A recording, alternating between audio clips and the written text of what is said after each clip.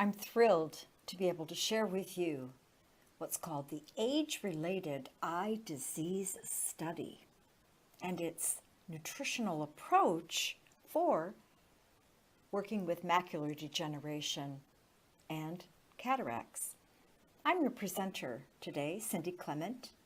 I have a master's degree in nutrition. I'm a board-certified nutritionist, a nationally accredited health educator, and adjunct professor at Eastern Michigan University. The ARID study was designed for us to learn really more about the natural history and risk factors of age-related macular degeneration and cataracts, and then to evaluate the effect high doses of specific nutrients would have on the progression of these two eye diseases. Now, the first ARID study was completed in 2001, and the second study began in 2006. And the purpose of that was to determine if the nutritional formulation that was used in the first study could be improved upon by adding lutein and zeaxanthin, along with a few other small changes that were made. One of the changes was to reduce the amount of beta-carotene that was used in the first study, because during the ARIDS trial, two large other clinical trials were funded by the National Cancer Institute. And in those trials, they found that beta-carotene may increase lung cancer risk among people who smoke. You see, lutein and zeaxanthin are in the same family of nutrients as beta-carotene, and so they're believed to have equally as important functions in the retina.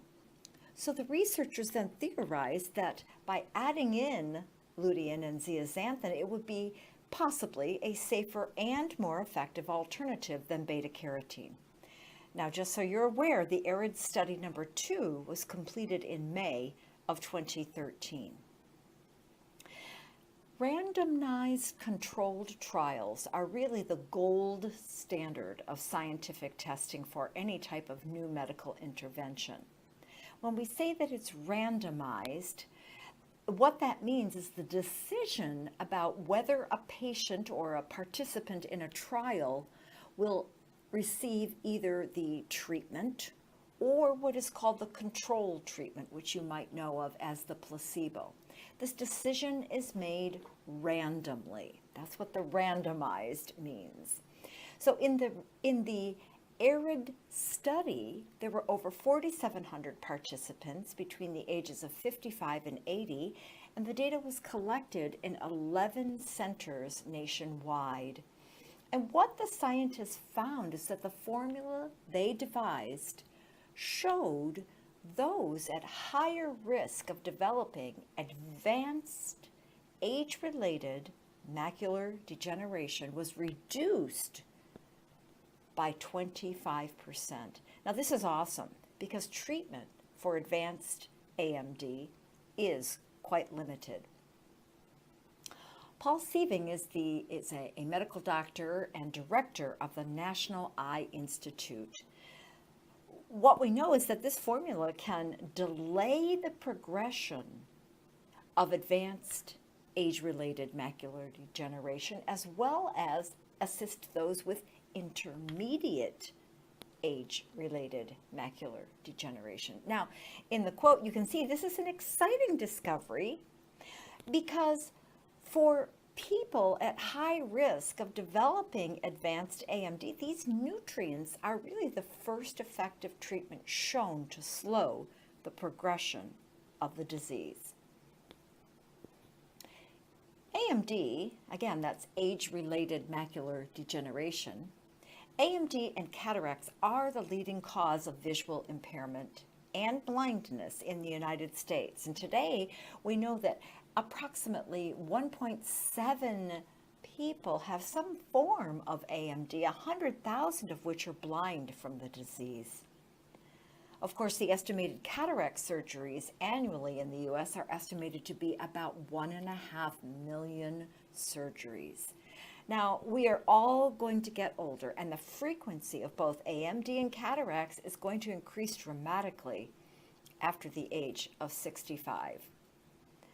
Now, AMD in and of itself does not necessarily lead to complete blindness with absolutely no ability to see.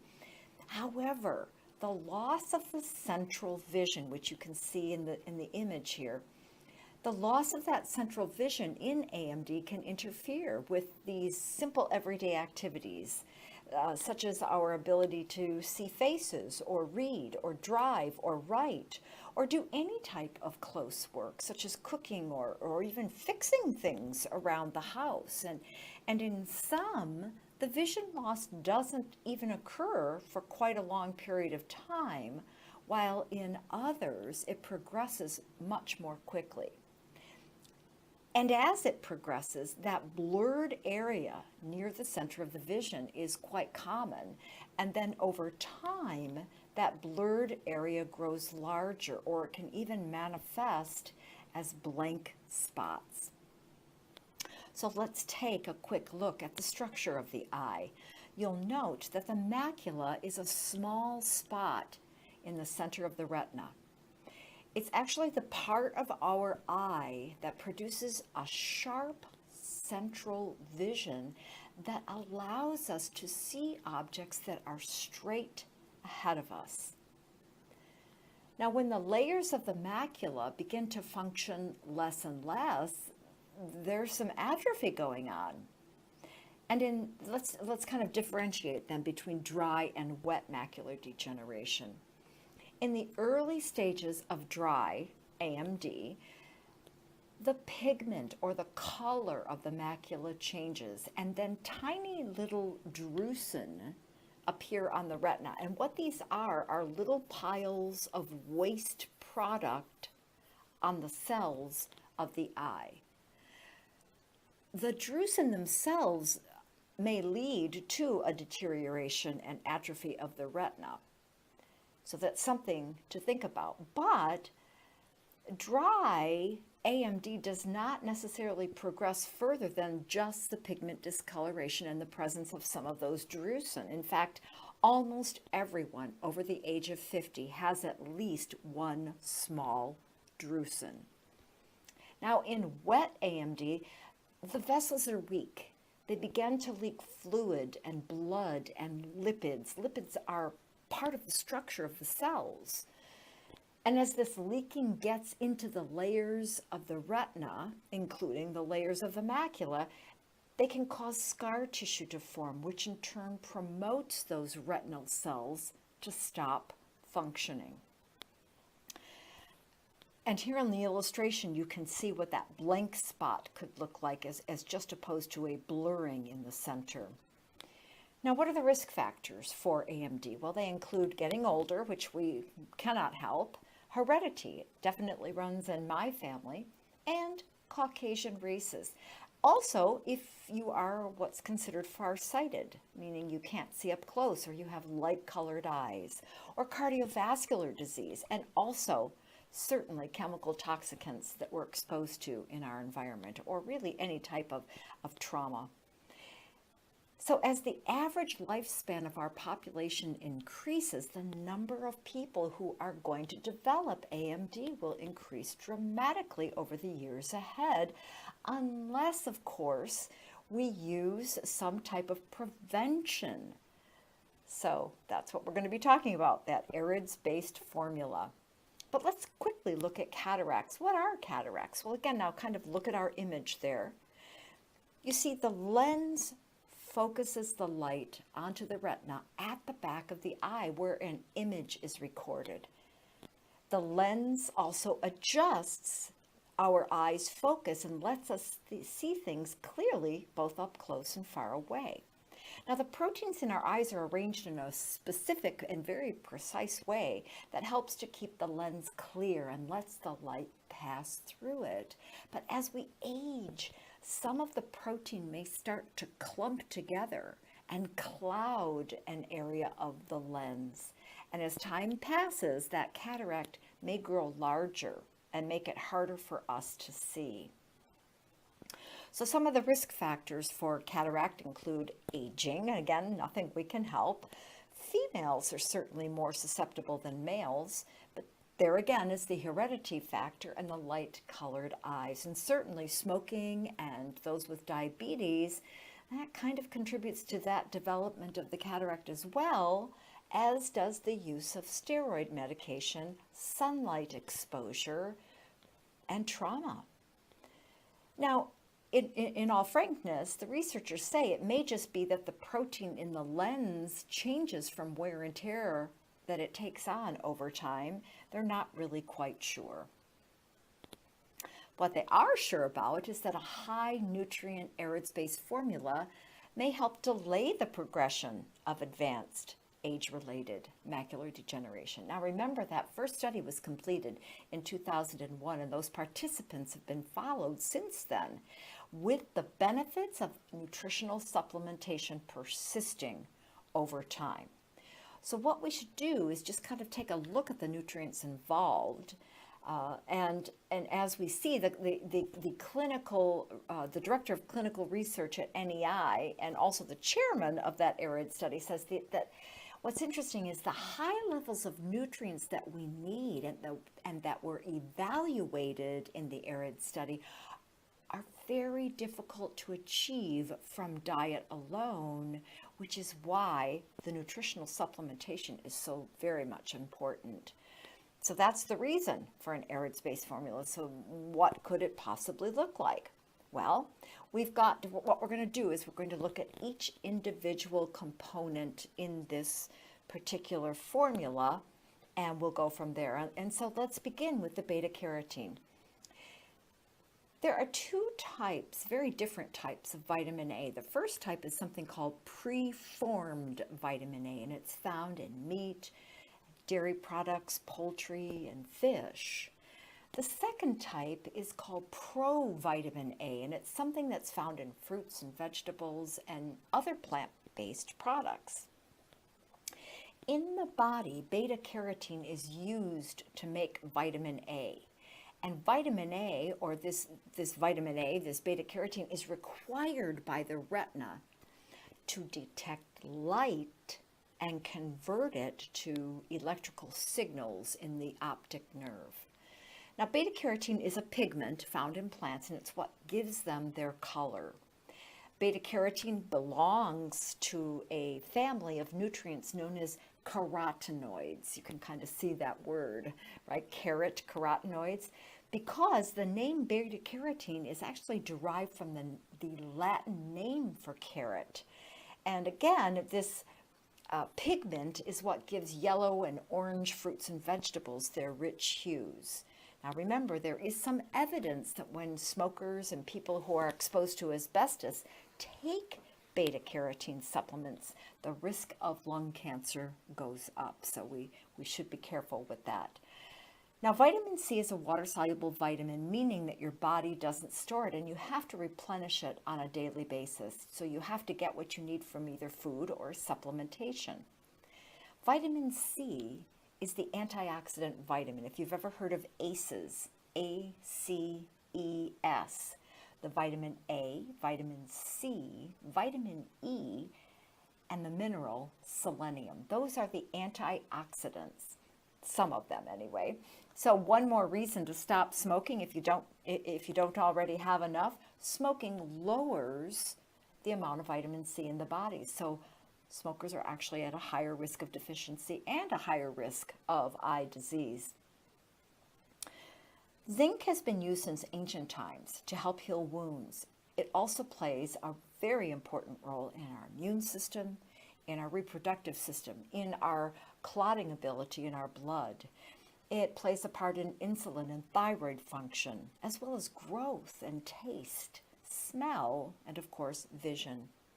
We see low zinc levels sometimes in the elderly, people with anorexia, people on extremely restricted diets, or those that have malabsorption syndrome, such as Crohn's disease or celiac disease, and even alcoholics.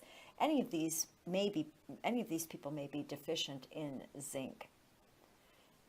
Zinc reduces the absorption of the mineral copper in the body. And so for that reason, it's always recommended that the copper be in an AREDS-based product to compensate for that.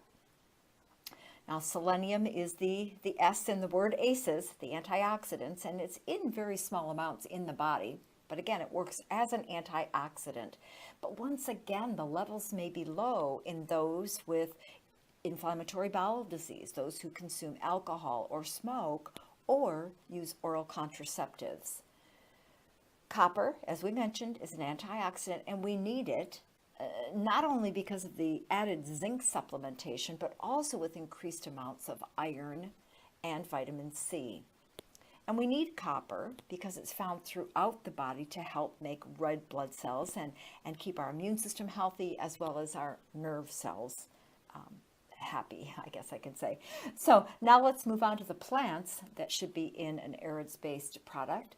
But let's first look at the term about talking about phytonutrients. Phyto just means plant nutrients. There are about 25,000 plus phytonutrients. And so as you look at the slide, these are just 4 of them.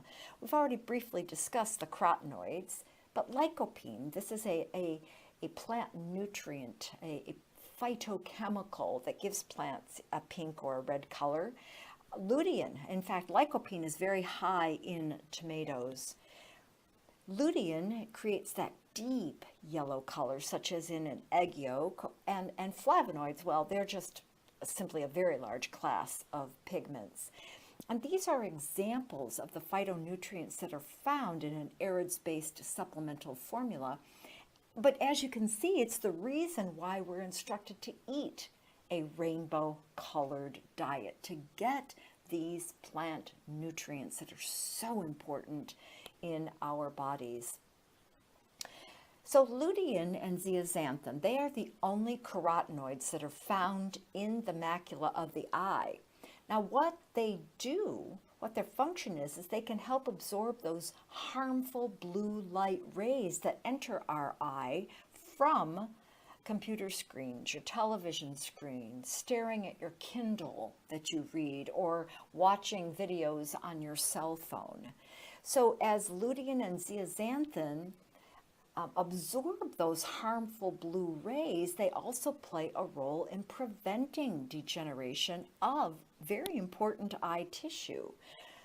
And again, remember, the high levels of these nutrients are extremely difficult to achieve from our diet alone. Human beings aren't able to synthesize or produce or make lutein and zeaxanthin in their bodies, so we have to acquire it solely by the consumption of fruits and vegetables or nutritional supplements. Now, again, along with absorbing the blue light from all of our electronics, they also neutralize the free radicals caused by UV radiation from the sun. Now, the primary carotenoids in marigold flowers are lutein and zeaxanthin, and they are often paired together with lycopene. The Linus Pauling Institute reports that they protect the eye from the development of cataracts and macular degeneration. Now, apple fruit is rich in phytochemical. And remember, those phytochemicals are those various biologically active compounds that are found in plants. They're the plant nutrients. So, things like the flavonoids and the carotenoids, and apples contain a plant nutrient called quercetin. A carotenoid blend is also important in an AREDS-based formula. So although alpha-carotene is a precursor of vitamin A, it does have less than half the activity of beta-carotene. So it's alpha-carotene and beta-carotene. But alpha-carotene is an antioxidant in the body. And as the little image illustrates, carrots have been known for good vision for quite a long period of time. And again, that's that carotene that we keep talking about. Lycopene is also present in the retina, the iris, and in what's called the ciliary body of the eye, and you can see that in the illustration. Although a carotenoid antioxidant, and again, we always think of carrot, carotenoid, lycopene contributes to that red color in the plants. And of course, it's beneficial in preventing AMD as well as in the overall treatment or slowing the progression of age-related macular degeneration. Now, we talked about alpha carotene. Beta cryptoxanthin, I know that's a big word, but it has several functions that are important for human health, including roles in the antioxidant defense of cell-to-cell communication. It's also a precursor to vitamin A. Now, beta cryptoxanthin has greater bioavailability from its common food sources than do the alpha and the beta carotene from theirs. Curcumin from the turmeric root, what its function is that it lowers the level of two enzymes in the body that cause inflammation. And then curcumin also acts as a powerful antioxidant. And recall that antioxidants offset the damage of free radicals that damage tissues in the body. Unfermented green tea leaves contain the antioxidants polyphenols, and they too have been shown to offset the damage that free radicals cause. Bilberry fruit. Bilberries are smaller than blueberries, and they have a fuller, more distinctive taste. And the pulp inside the bilberry is actually a dark red or purple color, whereas a blueberry, as you know, you've probably eaten them before, you've noticed that soft, light shade of green on the inside. Now, interestingly, bilberries are harder to grow. They require very acidic and nutrient-poor soils in the subarctic regions. Bilberries are considered to be higher in antioxidants than blueberries, and bilberry fruit contains the plant pigments that have those excellent antioxidant properties useful for people with vision problems, and in clinical studies have exhibited protection against macular degeneration, cataracts, and glaucoma. In fact, British fighter pilots in World War II improved their nighttime vision by eating bilberry jam. N-acetylcysteine, or NAC, is an amino acid, and what it does is it protects proteins and enzymes that maintain the clarity and flexibility of the lens of our eyes. Of course, NAC does a number of other things in the body, but in relationship to the eye, it's where it maintains the clarity and the flexibility of the lens. Now, when we take NAC internally, it replenishes something called glutathione, and glutathione is the master antioxidant in the body. And this is important because the concentration of glutathione in the lens of the eye is higher than in most other tissues. Glutathione is also present in large quantities, of course, in the liver. And I find it interesting that traditional Chinese medicine practitioners believe that if you have an eye issue, it may be a sign deep down that your liver is not functioning smoothly. So N-acetylcysteine is, again, a precursor to glutathione, and glutathione is very necessary for both liver and eye health and a number of other functions in the body as well. The taurine found in the retina fights oxidative stress, especially in diabetes, and helps restore deficient levels of nerve growth factor, which is required for maintaining our retinal health. And while taurine is found in very high concentrations in the retina, we find that it declines significantly with age, and this is also a contributor to vision problems as we get older. Mentioned quercetin. Quercetin belongs to the group of flavonoids, which also has a role in the color in plants. And remember, flavonoids are antioxidants. Grapes, or I should say the chemicals that are found in grapes, have been touted as powerful antioxidants. In a study with healthy volunteers, they showed that those who took or consumed the grapeseed extract had substantially increased blood levels of antioxidants. Now, olive leaf, we mentioned briefly about cell-to-cell signaling. Olive leaf supports this cell-to-cell signaling pathways in the eye. And this pathway involves a ligand which is directly attached to the retina and the brain. And basically what it is it's a trail of neurons or nerve cells in the form of that optic nerve. So that after the image is seen in the brain, it is the organism's job to choose how to react. So is it safe? Is it pleasure? Is it fight or flight? Or some other action? Chlorophyllin has the ability to offset radiation, UV rays, and chemical carcinogens from our environment.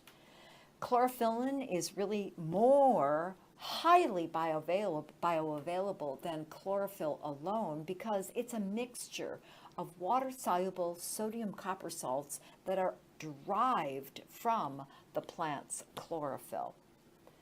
So what we've learned is that AMD and cataracts are common. What we might not know is that in the next 30-some years, the number of people affected will double. So what can we do? The first thing you can do is download this grid. It's the Amsler grid, developed by Mark Amsler, who was a Swiss ophthalmologist. This grid has been used since 1945, and as you can see, it's a grid of both vertical and horizontal lines, and it helps a person to monitor their central vision field. It's considered a diagnostic tool that aids in the detection of visual disturbances that are caused by changes in our retina, particularly in our macula, such as in that age-related macular degeneration. So if you're at risk, you can use this grid at home to monitor your vision.